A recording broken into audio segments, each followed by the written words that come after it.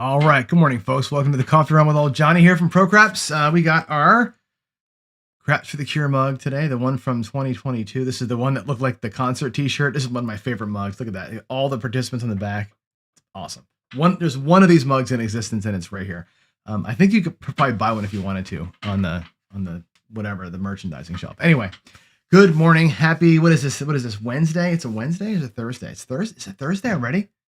Oh my God. Wow. Okay, here we go. Let's jump into it here and get to a couple of quick things. Oh gosh, that's the wrong screen. What is going on with my boy? I'll tell you what, talk about having a jacked up morning. There we go. Let's go to the first screen. All right. News and notes for today. I wanted to call this out because I forgot to the other day, which is the fact that Craig from Old Bay Craps, he does he took over the D8 table from Jeff, and he's going, on a regular basis, running the perpetual table out there. And they're raising money every time he throws a yo. So he throws an 11, he calls it out like we all do, the mid-mo yo, right? We all freak out. And people donate money on his show for every 11th thrown, which is fantastic. Between his show, I think he's raised like $1,600 or something like that, something crazy. And what we've done so far on our own kind of last year and whatever else, he talked to Crystal the other day. Crystal is Chiro's wife. And as you know, Chiro passed away last year. There's about $3,000 in that account right now. I think it's like 2,900 and change, which is awesome, right? We've raised $3,000 for Layla going into college, and we set up what's called a 529 account or 529, depending on how you want to say it. And those are special accounts for college. And what they do is, as the money goes into the account, it actually purchases like course credit at their state rate. So let's say that today in Missouri, where they live, it's $100 per credit, whatever that is, right? Well, $3,000 buys 30 credits.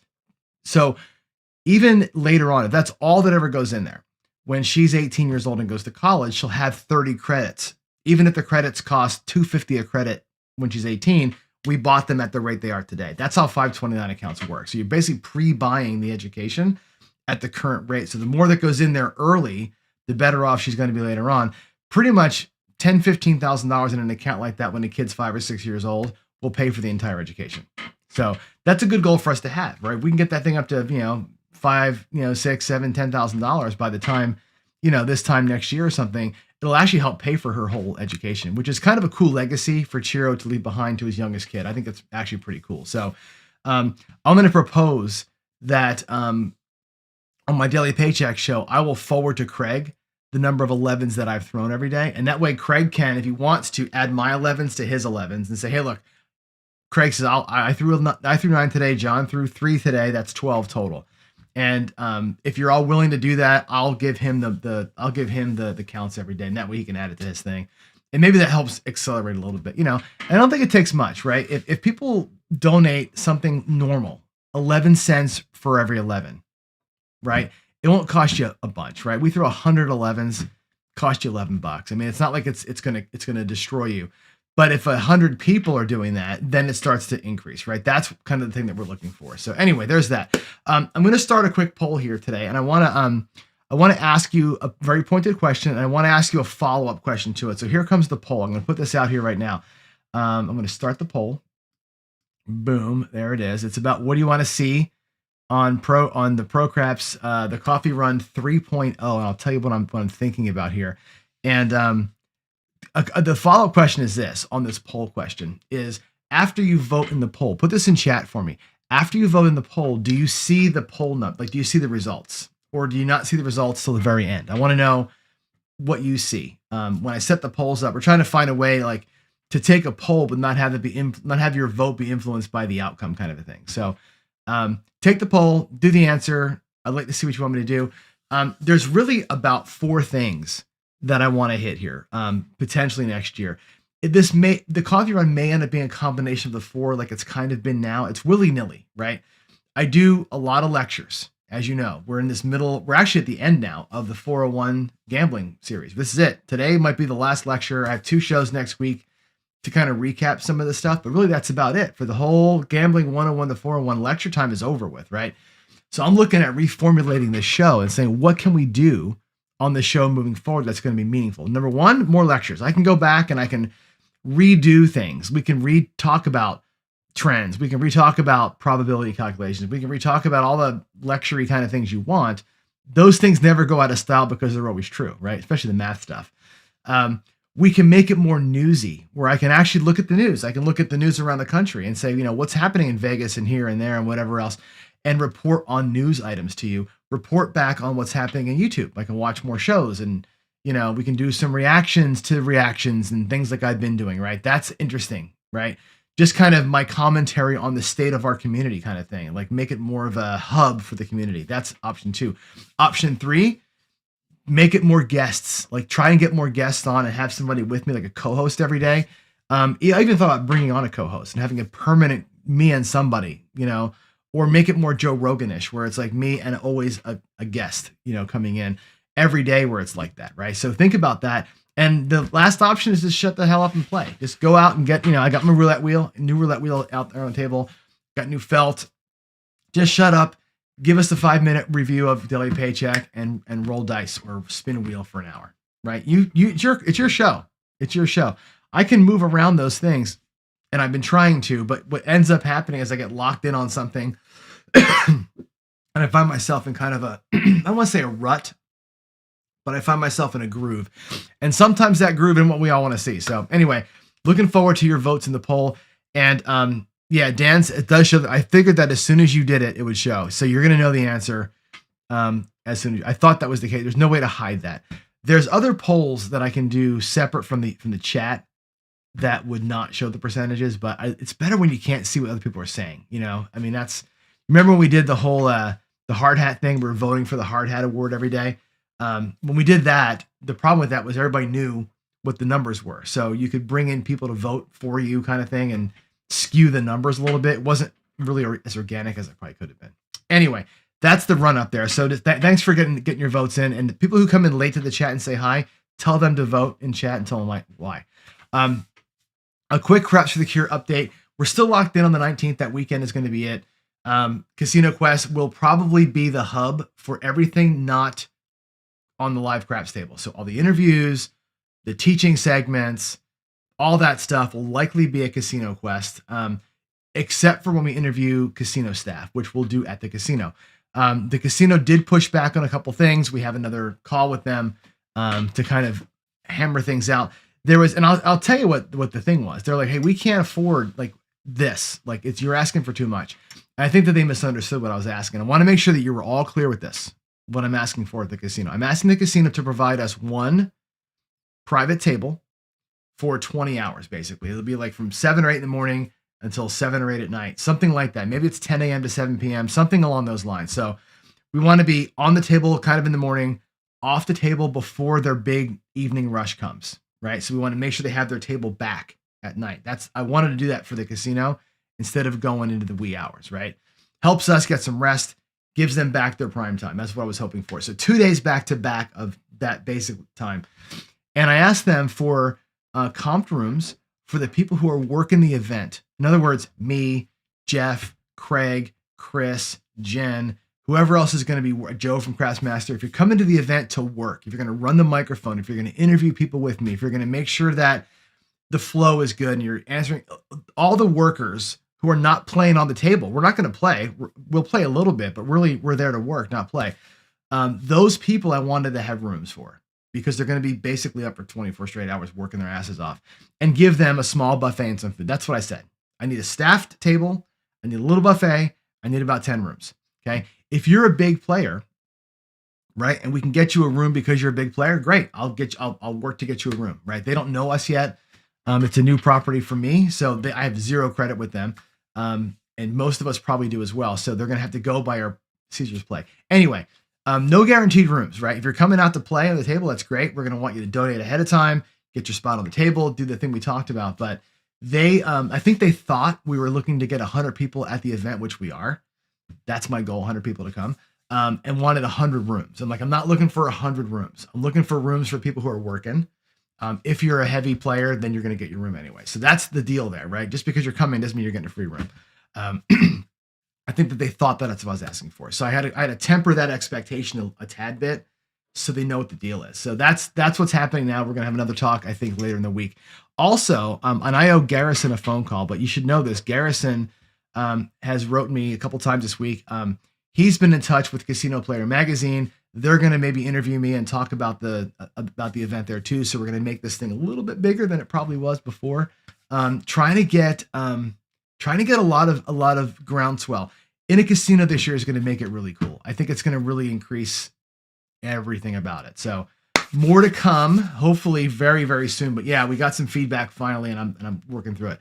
The next thing to talk about is a daily paycheck. So I actually screwed up the other day.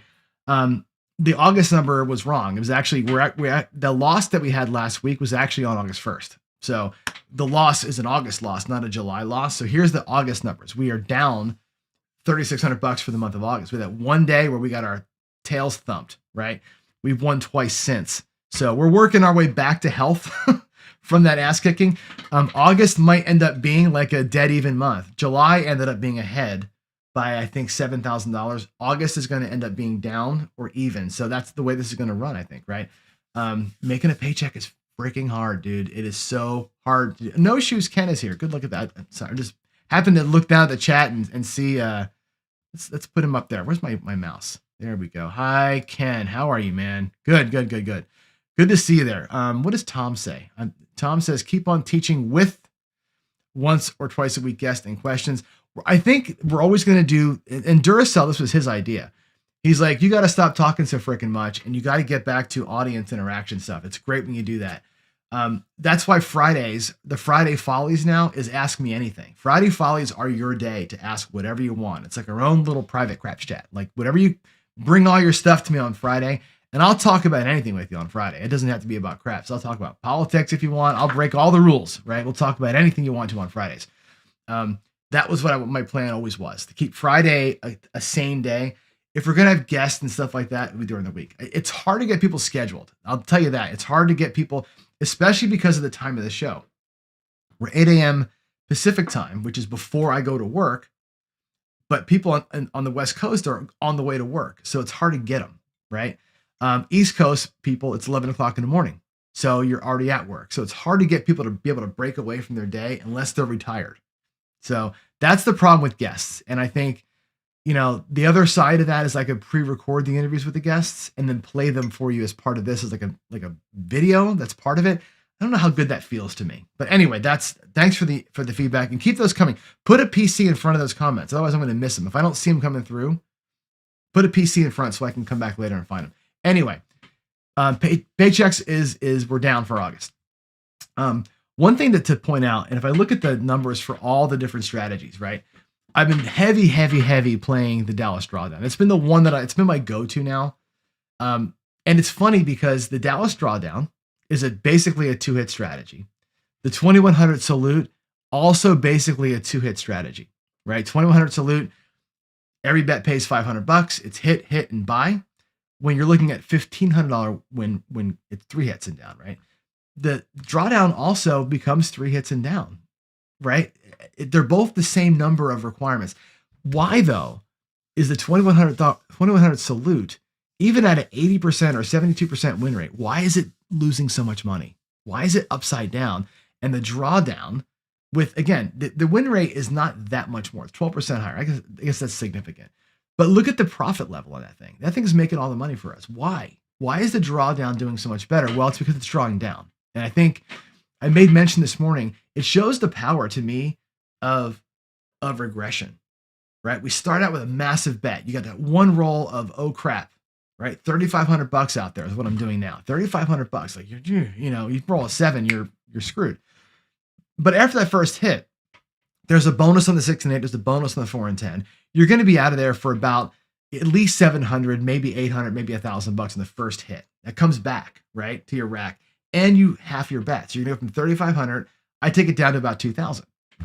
So I'm taking the win plus about $1,500 off the table, which is cool, right? Sometimes that's $2,500 off the table. Sometimes it's whatever, 2,300.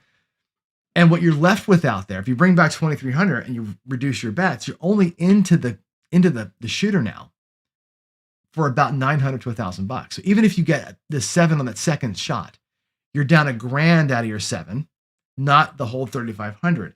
Where the other strategy, where it's the same bet, that second roll 7 or even the third roll 7, you lose your entire spread.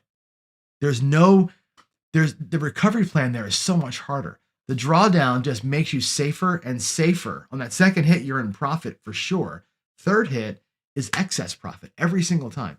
That's why that thing works so well. I'm going to do a full review of this at some point, and really, it's my go-to way to play now. Like it's the way for me to get out there. I buy in for even 500, 320 across, go to 160, take the hit, go to 64, go to 44, and just play it out, man. It's just such a comforting way to play.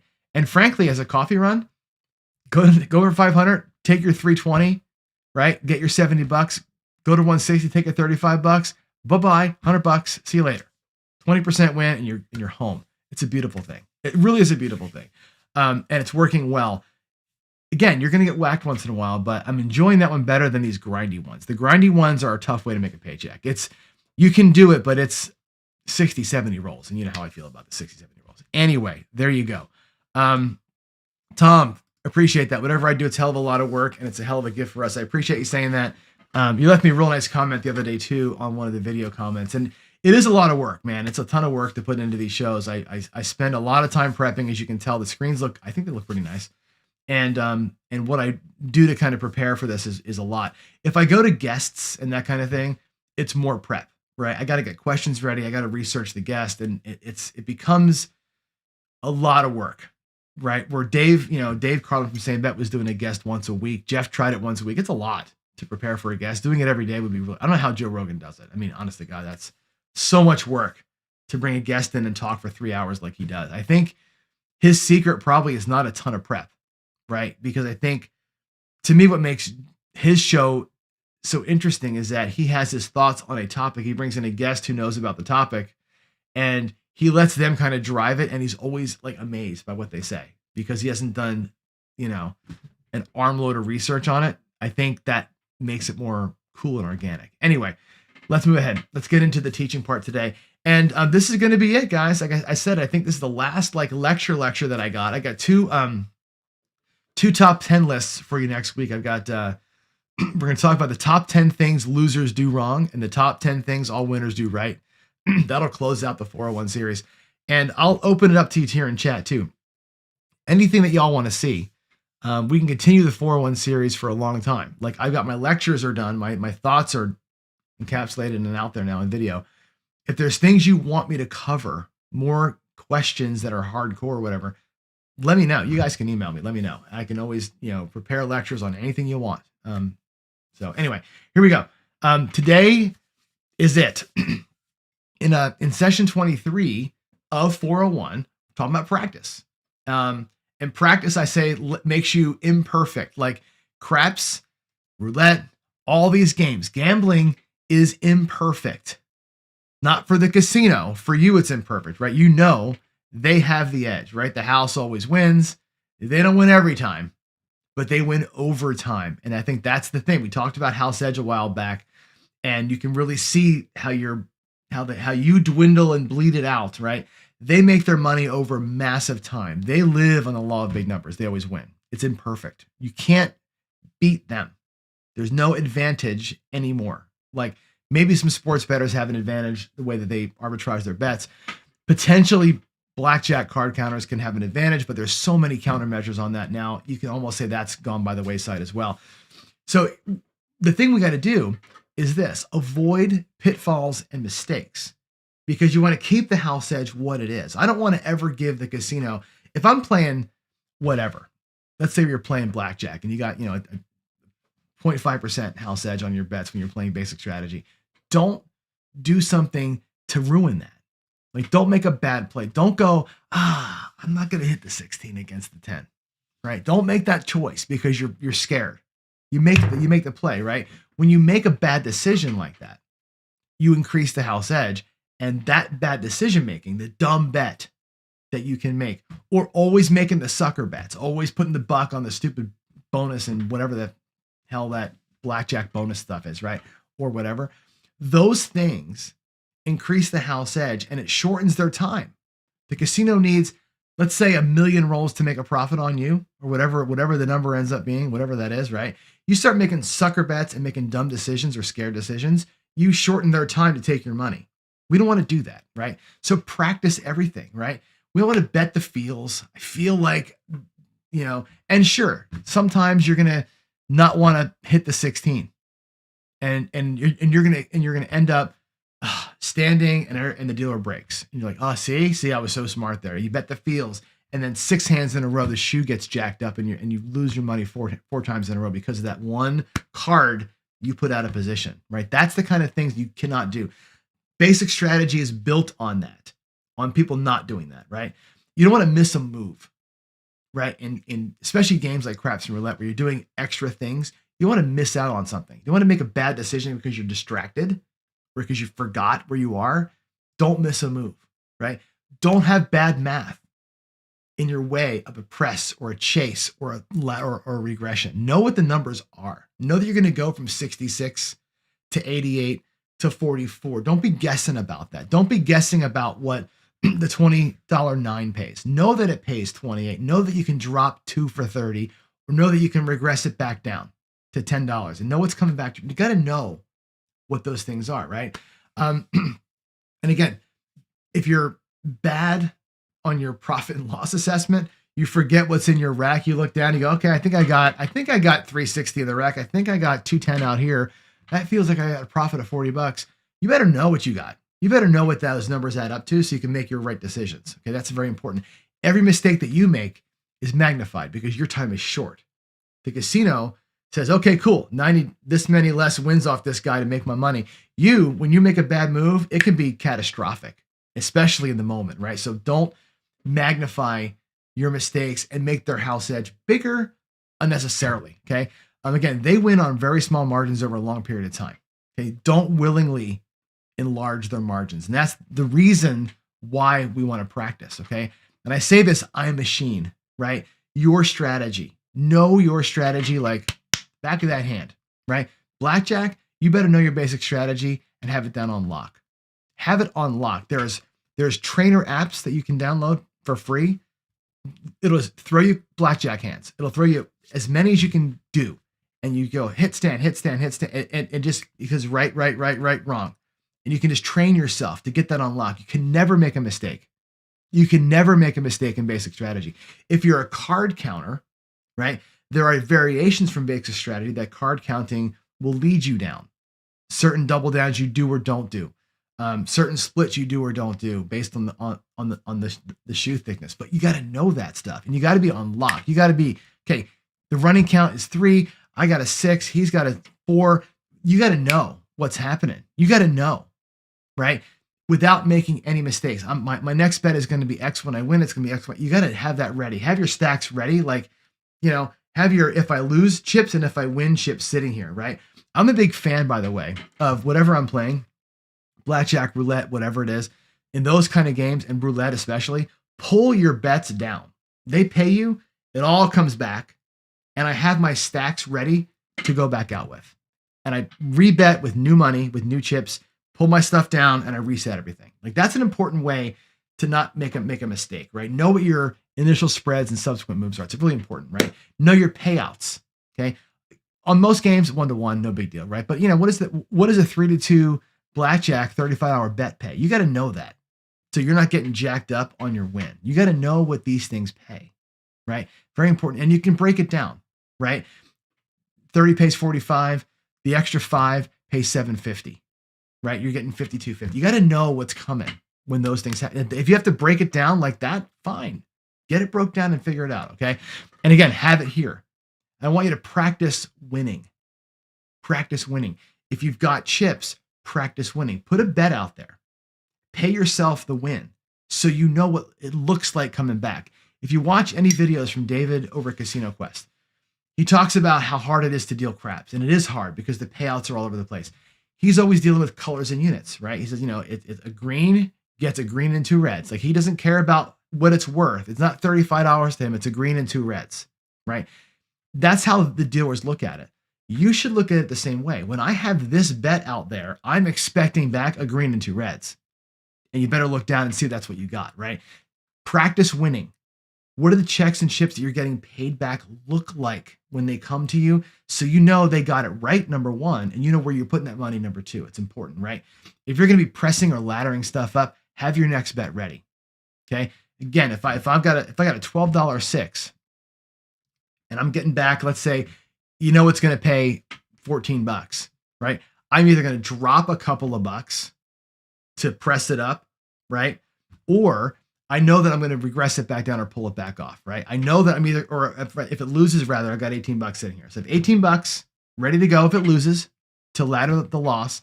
I've got $2 to throw out there if it wins to bump the bet up or whatever it is, right? You got in your head or in your rack, you got to have your next set of chips or checks ready for what's going to go out on the table. That's an important bit.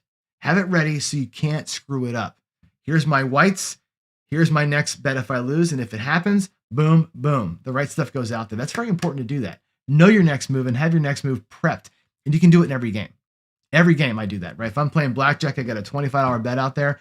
I have $35 sitting right in front of me, and I got $10 in front of me. So if that bet loses, the $10 goes out. If that bet wins, I take my win and I slide up to $35. Like, I'm ready. I'm never stacking on top of what's there in those games. I've got my next two bets, my loss bet, my win bet, ready to go.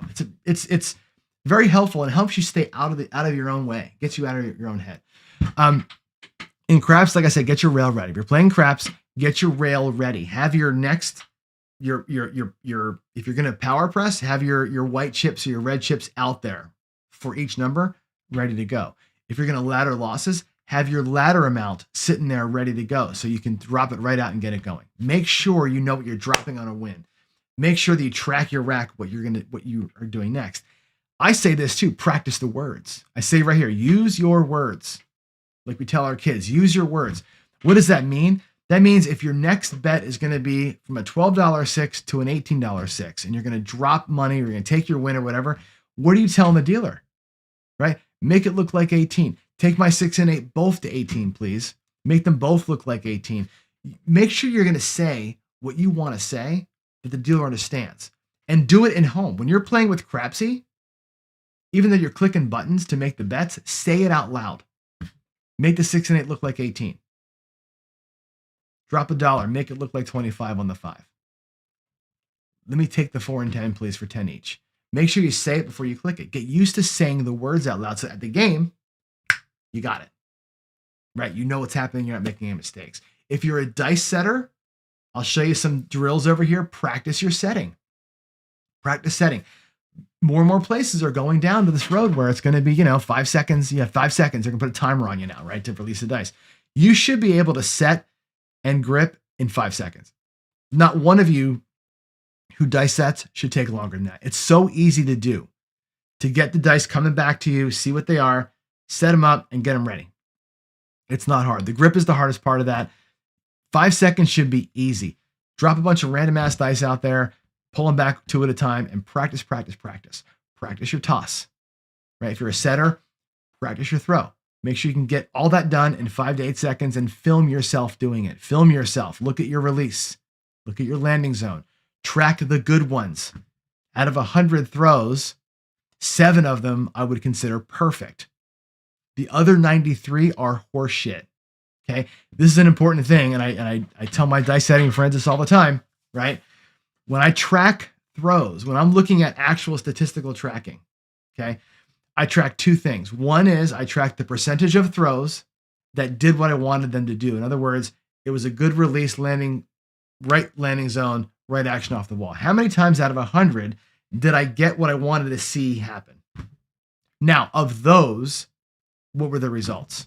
Because honestly, if it's a bad release, if it's a cockeyed throw, if it's, whatever, there's no control anyway. So you got to throw those results away and say, look, those were random results. 97% of the time, I'm random. And that's fine. Embrace that. Most of the time, I'm going to be random. The question is, in the ones where you're not random, where you exerted what you think is control, on those, how was your results? I record those things. I record all the results, obviously, but I record those 2 as separates, right? I want to increase from 4 to 7 to 10 to 11% of the time I get off a good throw. I'm not even there. I'm at maybe On a good day, I'm at 11% of the time, my throws are what I would consider to be a good one. Most of my throws are garbage. And I have to realize that, right? The good ones, most of the time, those are sevens for me too, right? But that's the thing. What are you tracking if you're a dice setter? This is the things you got to practice and log and put it all down. If you don't do that, if you're just going to set throw and think every throw is amazing, or you're whatever, you're fooling yourself. Be a machine with the whole thing. That's an important bit to it, okay? On roulette, the same thing, right? It's a tougher game than blackjack and baccarat, easier than craps to some degree. The problem with roulette, like craps, you got a crowded ass table. There's people everywhere. There's, right? At least you've got different colored checks or chips, right? But practice your money management. Practice your stack management. Like on roulette, you might have a lot of bets out there, right? Have a stack of like whatever it is for you. 13 chips. Maybe that's your spread. Have your 13 chips. Practice where they go. Get your move down. And don't just do it from here. Get your moves down at roulette from every spot, right? If you can do it at your kitchen table, you can buy a roulette felt on Amazon for $70. Get a roulette felt, stick it on your kitchen table, and literally stand there and go boom, boom, boom, boom. And why you do that? Because you're reaching over people all the time. You got to reach through people. If you're betting the first, second, and third streets or something like that from the end of the table, how are you going to get there, right? You got to practice getting your bets out there fast and cleanly, right? That's a big part of roulette, is getting your stuff correct, right? Work from all the spots. Have your next bet ready. I always say this. If I'm going to put 13 chips out there, I got 13 chips in a stack, right? If I win, I'm going to scoop back that win into my pile, take the 13 that I had ready and put them back out there, take my breath, reset my stacks, right? That's the good rhythm for roulette. Take your win back, place your bets, and then tinker afterwards. But again, work roulette from everywhere, because all the spots have a different reach, have a different vibe, have a different way to get to them. And it's important that you're paying attention to that. I think it's to me, these are the things to me that help you level up in terms of not making that mistake, right? And if we go back to that very first screen that I had talked about here, avoiding pitfalls and mistakes by not getting your roulette bets out there properly, by taking too long, or by using your wins and trying to spread shit out, you might miss a bet. Don't make a mistake like that. Don't increase a 5.5 house edge to 7% because you did something dumb, right? If your strategy requires X amount of coverage and you got, X minus 4 because you missed the bet, and that's the number, it's going to, that number's coming out, right? Fate, right? Make sure you don't increase their edge on you. Don't give them a magnification by you making a mistake. That's, I think, the most important thing. It's an imperfect practice. Gambling is imperfect for you, not for them. Don't make it more imperfect than it already is. And that's why we practice. That's why my wife's like, why do you have to have a craps table? Why do you need a full-size craps table in your basement? Because I practice. And I'm not just practicing my throw. I'm practicing everything. I'm practicing all of it. My calls, right? I'm practicing the chip rail. I get it all, so that when I'm at the casino and we're there, we can have a good time. I can bullshit with you and tell jokes and high five and do my drinking and all the things, because everything else is on such lockdown for me. I don't think about it. It's just on rhythm. I got it. I know my calls. I know my chips. Everything's all set up, and I never make a mistake. That's where you got to be. You want to be a pro? Don't make any mistakes. You'll lose a lot less in the long run. So there it is, folks. Let's go to questions and see if there's anything out there that I've missed or whatever. I'm going to do a little quick filter. I'm going to go to the website. Hold on. Give me a second. I'm going to go check the poll. What does the poll look like? Let's see. Get my glasses on. We had, it looks like 25 people voted. Wow, that's a lot of people. 28 people here, 25 people voted, and we've only got 8 likes. What the hell? You took the time to vote, but not hit the like button, please. Hit the thumbs up. So what do we have? 44% says keep on teaching. 28% says get some guests. 20% says get newsy. Only 8% say shut up and play. That's interesting. I did not expect that. Really, Slam. I did not expect that at all. I did not expect people to say not to say shut up and play. This show used to be 5 minutes of news and 55 minutes of me rolling dice. Back when it was coffee and craps, right? I used to do that. It seems like we found a rhythm here of some teaching, but it looks like to me, teaching and guests and newsy stuff is where you want more of. So 50% of you want more guests and more news than teaching. That's the dominating thing. So we may go into some kind of a pattern like that. I'll see. I'll see what I can do. But yeah, after next week, I got to reformat things. I got to think about the way it's going to look moving forward. So thanks for your answers there in the poll. Let's see. Let me go over here and see. Let's do piece. I'll do a little PC filter. See what y'all are saying. Only Slam says, don't worry about recycling topics. You'll always, exactly. That's such an important point to make. I do get worried about that. I worry about rehashing the same old stuff, but I got to remember that, the 25 people that are here watching, we're all friends and you know me. It's not the first time you're seeing it. It's the 500 people that watch this video afterwards that it might be new information for. So you're 100% right, Slam. I shouldn't have expected the way I throw sevens for sure. Let's see. What else do we have here? Oh my God, the comments. Let's see. Waylon says the thing I see all the time is people not knowing what's on the table, right? And today was a good example, Waylon. I'm not sure if you were there earlier. I was playing your 6, 7, 8, and I had lost a couple. I had laddered up. I went from $12 6 and 8 to 24 to 36. I leveled up by 1 unit or one $12 unit each time. Ladder the don't along with it. I got my hit on the laddered up bet, and I was going to leave it out. I was going to ladder down one time. I was going to go from 36 to 24. I said, wait a minute. I think we're there. Right. So we did a quick little math reset and realized, hey, we're actually $18 in profit. I took it all the way back down again. Right. You're so right.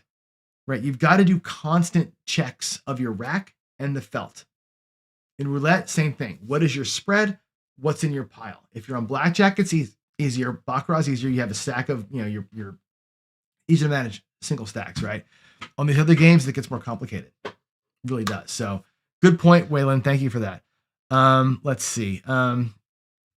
Tom says opportunity favors the prepared. Luck is something else, for sure, right? If you're ready for opportunity, you can pounce on it. If you're just lucky, you're lucky, right?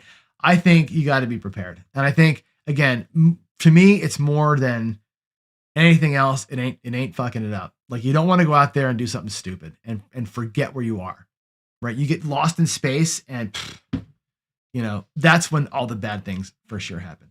Jim, during DiceCon, the grand pit boss would count down out loud from 8. It was obnoxious. Really? That sucks.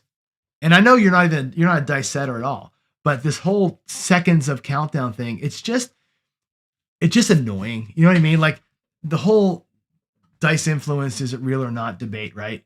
The casinos have so many countermeasures in place, and they're adding new ones all the time to stop people from getting any advantage at all, even if it's a tiny one. Even like I said, if I can get 7% of my throws to be what I would call perfect, and of the 7, 5 of them are, box numbers and not a 7, guess what? We beat the casino on those ones. But though that little bit of a run, you're advantaged, right? They'll do anything they can to stop that, right? Whether it's plexiglass in front of where you're throwing on the roll to win table, they're just doing so much crap. This 8-second thing is so freaking annoying, man. I can't imagine anything more heinous than that. They're counting it down. It's awful. It just that to me is, whether you believe in DI or not, it's obnoxious. You use the right word. It's obnoxious. And it's like, it's literally giving the players the finger, right? It really feels like they're giving you the finger the whole time. It's a very antagonistic move. I just hate that. Gotta hate that kind of stuff. Yes. Yeah, you can train your dealers to accept all that for sure. Look, and I say that a lot. Looks like 42. 6 looks like 42. And I'll point to the number. Once you're with a dealer, they get that stuff, and they pick up on you pretty quick there. So let's see. Slam. Pricing strategies and knowing your payouts down cold means you don't have to count chips. You know where you are 100%. Always know where you are. When you're on the rhythm, you just know. I got 320 to 160. I know my rack look. I know exactly what's going on. It's such a slamming point right there. Haha. Let's see. I think that's all the comments I see. What do they do if you take? I don't know what they do. Do they make you pass the dice? That's probably a warning first, and they make you pass the dice. I know that on the cruise ships there was no timer, but they were so adamant about the back wall hits, they would give you 3 shots at it. Like, if you didn't get the back wall 3 times, they would make you pass the dice. But nobody did that. There was never a problem with it. Yeah, bad dealers and bosses create a no tip table for sure. You know what? I'm not typically a jerk, and I'm a pretty good tipper. I typically have been tipping, like you know this. I tip when I buy in, and I tip when I cash out. I don't tip a lot during the roll. When I'm shooting, I'll have them ride along the pass line with me, but I don't typically tip a lot while I'm playing. However, dealers that do shit like that to me, or if I catch heat for being on a don't from a dealer, you all know what and I'll even put it in, let you say it in chat. What does John say to the dealers when I get a hard time? If I catch a hard time from a dealer, what am I saying? Dealer bets down. If I see a dealer giving another player shit, or if it's the countdown thing, or if it's whatever, a dealer bets down. I'll do that in a minute. I've had them up, $6, $7, $8 across as we're pressing and stuff like that. Dealer bets down, please, and it comes back to my rack. I'm not going to put up with that shit ever. So I don't like when they're being antagonistic for sure. Yeah, bring the lammers to get a better visual.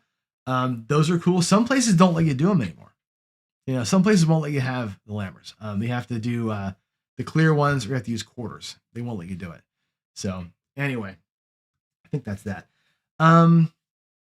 That's it, I think. Yeah, nothing else in my mind. Nothing else in your minds, it looks like. How much do I tip out front in the end? It depends on what I'm buying in for. Normally, it's $25 or $50 when I buy in. If I buy in for $7.50, I'm normally throwing them $50 or $25 out the gate. And I'll say, I say, let's have a good night. And I factor that in, right? If I get my ass kicked and I have no money left at the end or whatever, then of course there's no closing tip. When I color up though, it's always going to be the change plus. So let's say that I bought it for $7.50.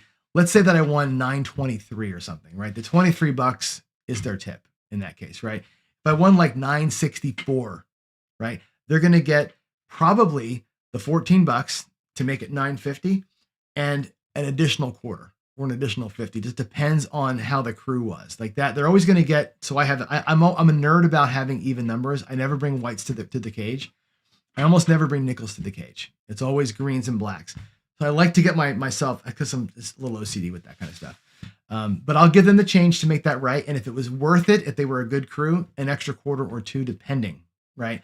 It just depends. Usually they're getting about $100 out of me over the run. From $7.50, they'll get about $100 total from me. I don't like tipping during the roll because I don't like this idea of my money that was intended for them going to the house. Follow me? Like, I know that they like to be in the game, the dealers do, but you think about that.